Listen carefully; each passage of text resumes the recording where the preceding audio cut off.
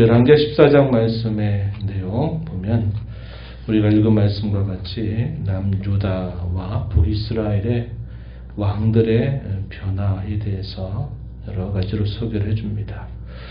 유다는 요아스가 죽고 난 다음에 그의 아들 아마시아가 왕이 되고, 또 아마시아가 다스리고 난 이후에 아사랴가 또 유다의 왕이 돼서 다스리게 되는 내용이 소개가 되고요. 북이스라엘의 경우에는 역시 요아스가 죽고 난 다음에 여로보암 2세가 다스리고, 이 여로보암 2세의 뒤에 이어서 스가랴가 이 북이스라엘을 다스리게 되는 그런 내용들이 소개가 됩니다. 먼저 아마시아, 유다의 왕이었던 아마시아가 왕이 되면서 이 다스리게 된 나이 소개된 말씀 보니까 25살의 왕이 돼서 29년을 통치하게 됩니다. 아버지 요아스에 비해서 비교하는 말씀을 보면 3절에 읽은 대로 아마시아가 여호와 보시기에 정직히 행하였지만 그의 조상 다윗과는 같지 아니하였다. 그의 아버지 요아스가 행한 대로 다 행했다. 이것은 좋은 면들에 있어서 아버지 요아스처럼 여호와 보시기에 정직히 행한 일에 대해서 평가하는 말씀입니다. 하지만 다윗 정도에 이르지는 못했다. 이렇게 표현하고, 한계가 무엇인가 4절 읽은 말씀대로 산당들을 제거하지 아니해서 백성들이 산당에서 여전히 제사하고 분향하는 일이 있었다. 이렇게 소개합니다.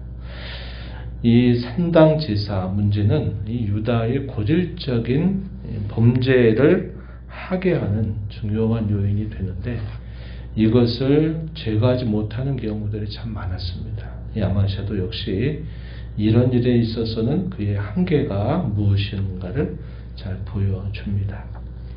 그럼에도 불구하고 하나님은 이 아마시아가 다스리는 동안에 그에게 힘을 더해 주셨다. 이렇게 말합니다. 그가 한 행동 가운데 잘한 일, 5절 6절 말씀 보면 이렇게 말해요. 자기의 아버지를 죽였던 그 신복들, 그런 신복들을 죽이되 그의 자녀들은 죽이지 않았다. 이렇게 말합니다. 대개 왕조에 대해서 왕가에서 어떤 반란을 일으키게 되거나 할 때 다 그 관계된 모든 가족들을 다 말살하듯이 죽이는 그런 보복들이 있었음을 우리가 살펴보면, 이 아마시아가 그 부왕을, 아버지를 죽인 신복들만 죽이고 자녀들은 그대로 뒀다 하는 것은 놀라운 변화입니다. 왜 이렇게 했는가? 율법의 말씀에 따라서 그렇게 했다. 아버지의 죄를 자녀에게 요구하지 말고, 또 자녀의 죄를 아버지에게 요구하지 말고 각자가 범한 죄에 따라서 그 죄를 당하게 하라 하는 그 율법의 말씀을 따라서 그렇게 했다. 이렇게 소개를 해줍니다. 그 결과 에돔 사람들 한 1만 명 싸움에서 이겨 승리를 거두게 되기도 했고, 셀라라고 하는 지역을 취하기도 했다. 이렇게 알려줍니다. 그런데 문제가 발생합니다. 이 아마시아가 당시에 북이스라엘이었던 요아스에게 회당을 요청하게 됩니다. 서로 대면하자 이렇게 요청을 했더니 북이스라엘의 요아스가 응대하기를 내가 아주 교만하구나 이렇게 말하면서 이 응대를 거절하게 됩니다. 이 요아스의 경고에도 불구하고 아마시아가 그의 말을 듣지 않고 결국 싸움을 벌이다가 이 유다 나라가 북이스라엘에 의해서 패하게 됩니다. 12절 말씀, 우리가 읽은 말씀 보면 그렇게 말해요. 유다가 이스라엘 앞에서 패하여 각기 장막으로 도망하였다. 이렇게 말합니다. 우리가 읽은 열왕기 하에서는 그 패배의 원인을 설명해 주지 않아요. 그런데 우리가 병행으로 해서 살펴보게 되는 이 역대하 25장 말씀을 우리가 참고해서 보게 되면 그냥 패한 게 아니었습니다. 이렇게 패하게 된 데에는 야마시아가 하나님 앞에 죄를 범한 일 때문에 그렇게 됐어요. 어떤 죄를 범하느냐? 에돔 사람을 쳐서 승리를 거두고 돌아오면서 이 에돔 사람들이 섬기는 그 우상을 가져왔어요. 그리고 그 우상을 유다 땅에서 그 우상을 섬기는 일을 한 겁니다. 얼마나 어리석은 일이에요. 이러한 일들을 한 겁니다. 이렇게 하면서 선지자가 찾아와서 왜 이렇게 하냐고 그에게 돌이킬 것을 말하지만 이 선지자의 말을 듣지 않고 멸시하는 겁니다. 이런 일이 있게 되면서 결국 이스라엘과의 전쟁에서 이 유다가 패배를 당하게 된 겁니다. 그냥 그렇게 된 일이 아니었다 이 말이죠. 분명히 그런 패배의 원인이 있었는데 그것은 하나님이 이 아마시아의 잘못에 대하여 하나님이 벌하셔서 그를 돌이키시려고 하는 뜻이 있었다 하는 겁니다. 이 패배로 인해서 유다는 큰 피해를 받게 되는데 예루살렘 성벽이 헐리게 되고 또 재물은 빼앗기고 또 그 왕은 사마리아 북이스라엘의 수도였던 사마리아의 불모로 잡혀가게 되는 큰 일을 당하게 된 것입니다. 그런 상태에서 이 요아스가 이제 죽게 되면서 여로보암 2세가 이스라엘의 왕이 됩니다. 이 요아스가 죽고 난 다음에도 이 아마시아는 비록 벌모로 잡혀 있었지만 그 이후에 15년 동안 그는 다시 생명을 유지해서 이 유다를 다스리게 됩니다. 하지만 결과적으로 어떻게 됐느냐? 무리들의 반역으로 인해서 이 아마시아는 안타까운 죽음을 맞게 되었다. 이렇게 말하고 있습니다. 역시 그 이유도 무엇일까요? 그가 초기에는 하나님을 정직하게 섬기는 일에 애를 쓰다가 나중에는 여호와께로부터 그의 등을 돌리게 되면서 이러한 일이 결국 따라왔다 하는 겁니다. 역시 이 아마시아의 경우도 처음보다 못한 나중에 모습을 결국 보이고 말았던 것을 보게 돼요. 그에게 주어진 15년이라고 하는 시간은 어떤 시간이었습니까?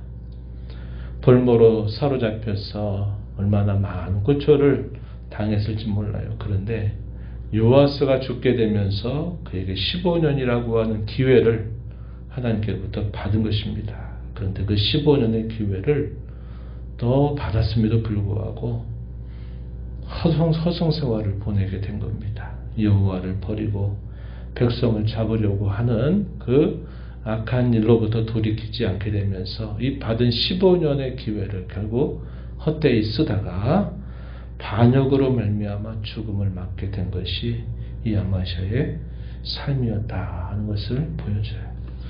하나님께서 여러 기회, 돌이킬 수 있는 기회를 주셔서 돌이키도록 하고 또 그에게 다시 기회를 주셔서 15년 동안 그가 왕위를 유지하게 하셨음에도 불구하고 하나님의 은혜를 저버리고 결국 계속 악을 행하다가 결국 허선 세월을 보내고 난 이후에 안타까운 죽음을 맞게 되었음을 우리에게 잘 보여주고 있습니다. 이 아마시아가 죽고 난 다음에 유다는 아사랴가 왕이 돼서 이 유다를 다스리게 되고 한편 북이스라엘은 여로보암 2세입니다. 우리가 많이 살펴본 인물이죠. 이 여로보암 2세 때 북이스라엘은 외형적으로는 가장 중흥기를 이루는 그런 때입니다. 41년 이스라엘을 다스리게 되는데 이 여로보암의 또 그의 통치 한계가 무엇인가? 24절 하반절에 보면 이스라엘의 고질적인 범죄입니다. 그게 뭐냐면 느밧의 아들인 여로보암 1세의 모든 죄에서 떠나지 아니했다. 여전히 우상을 숭배하는 일에 여전히 한계를 벗어나지 못했다. 이렇게 말하는 것입니다. 그래서 여로보암 2세 때는 겉으로는 많은 번영, 민족적인 중흥기를 이루게 되지만, 그러나 늘 얘기하듯이 광휘의 시대와 같이 찬란하게 빛이 비쳤다가 순식간에 사라져버리는 그러한 모습이 되면서 북이스라엘도 패망의 전조가 더 드리워지게 되는 일들이 결국 따라오게 됨을 성경의 역사는 보여주고 있습니다. 오늘 우리가 이러한 말씀을 보면서 하나님의 은혜는 사람의 행위를 따라서 그대로 갚지 않으셔요. 하나님은 자기 백성들에게 징계라고 한 걸 통해서 그들로 하여금 돌이키고 새롭게 할 수 있는 기회를 끊임없이 베풀어 주시는 분이시다 하는 사실들을 우리가 알게 됩니다. 그렇게 은혜로 받은 그런 기회들이 있음에도 불구하고 여전히 그 죄된 길을 떠나지 않는 그 결과가 안타까운 종말을 맞게 만들었다는 것을 보여주고 있는 것이죠. 오늘 우리의 삶도 어떠합니까? 하나님께서 우리의 죄를 따라 처치하지 않으시고 우리에게 그 많은 긍휼과 자비로 언제나 우리와 함께 하셔서 우리로 하여금 끊임없이 새롭게 하고 돌이키는 기회를 우리에게 주시는 겁니다. 받은 은혜, 또 받은 기회를 감사하면서 우리의 남은 삶을 헛되이 허송생활하지 않고 하나님을 사랑하고 그분을 가까이 모시고 또 하나님 안에서 기뻐하며 그분의 뜻을 행하며 살아가는 저와 여러분이 되어야 하겠습니다.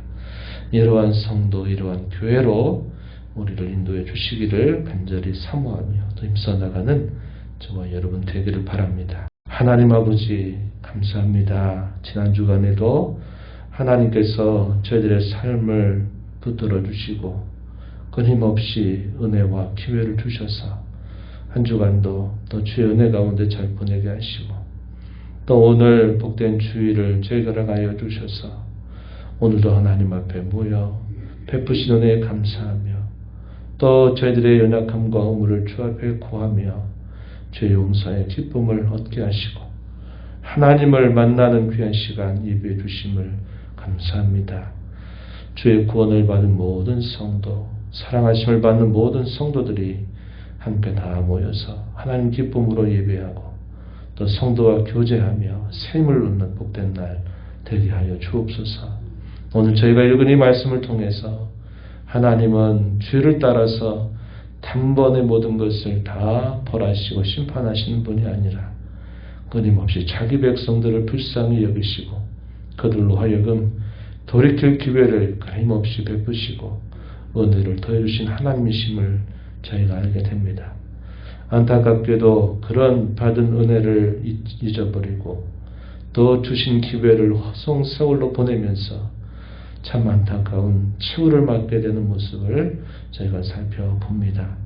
저희의 삶 속에서도 늘 베푸신 하나님의 은혜를 저희가 헛되이 받지 않게 하시고 그 은혜를 은혜로 알아서 저에게 주신 하루하루의 시간들 주님이 주신 또 새로운 기임을 기억하면서 하나님을 가까이 모시고 하나님 사랑하고 하나님 섬기기를 즐거워하는 저희의 삶이 되도록 인도하여 주옵소서.